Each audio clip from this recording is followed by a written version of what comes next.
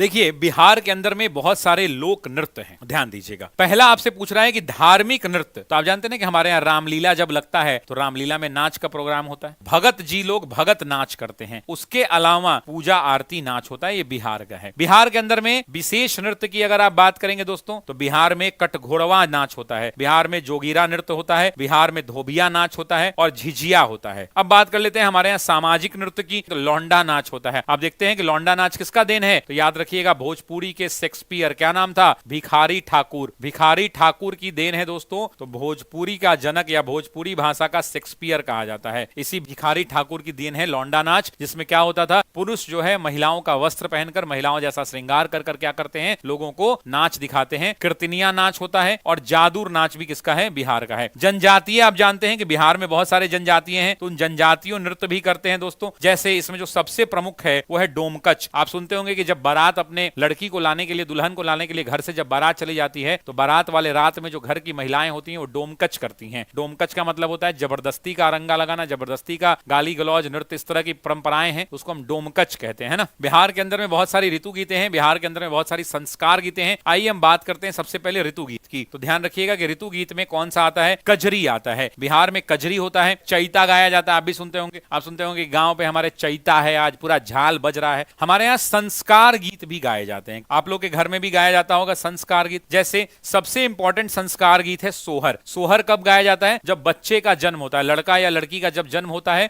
तो आप देखते होंगे कि गीत गाया जाता होगा। गौना वाला आप सुनते होंगे, ये भोजपुरी में होता है। इस गौना का मतलब होता है जब विदाई कराने के लिए, जैसे पहले के जमाने में क्या होता था, शादी हो गया, शादी होने के बाद लड़की जो है ना बहुत छोटी उम्र की होती थी, तो अपने मईके में रह जाती थी। तो लड़का 2 साल 3 साल 4 साल के बाद जब गांव जाता था, तब लड़की थोड़ी बड़ी हो गई होती है, उसको समझ आ गया रहता है, दुनियादारी समझ जाती है लड़की, तब लड़की का गौना करा के लाया जाता था। तो उसी के समय गौना गीत गाया जाता था। कोहबर आपको पता है कि संस्कार गीत है, समदाउन संस्कार गीत है, बेटी विदाई आपको पता है। बिहार के अंदर में दोस्तों बहुत सारे पेशा गीत गाए जाते हैं। पेशा गीत मतलब क्या होता है कि कोई काम कर रहे हैं, अब जैसे रोपनी कर रहे हैं, तो रोपनी में मौसम के अनुसार गीत गा रहे हैं, तो उसको पेशा गीत कहते हैं, क्योंकि आप पेशा कर रहे हैं, रंगाई कर रहे हैं, छपाई कर रहे हैं, ये सब जांता पीस रहे हैं। ऐसे पहले गांव में देखते होंगे आप, ग्रामीण परिवेश में खासकर बिहार में, कि 2 महिलाएं बैठ जाती थी, एक वो जाता ऐसे देगी तो उधर से ये ऐसे देगी। तो वैसी परिस्थिति में जब जांता पीसते थे तो महिलाएं जाता पिसाई गीत गाती थी, है ना। उसी प्रकार से आपको गाथा गीत भी बिहार में गाया जाता है। तो ये गाथा गीत में क्या आता है, लोरिकायन आता है, सहलेस आता है, बिजमैल आता है, धीना बद्री आता है, ये सब क्या होता है, गाथा गीत होता है। हमारे यहाँ प्रमुख त्योहारों के भी गीत होते हैं, जैसे छठ पूजा होता है तो छठ पूजा में गीत गाया जाता है। तीज में भी जो है महिलाएं गीत गाती हैं। जिउतिया में भी बहुत फेमस गीत है, आपको पता है। होली में तो जोगीरा सारा रारा, दिवाली में भी गीत होता है। धार्मिक अवसरों पर गीत होता है और बिरहा भी बिहार में ही गाया जाता है।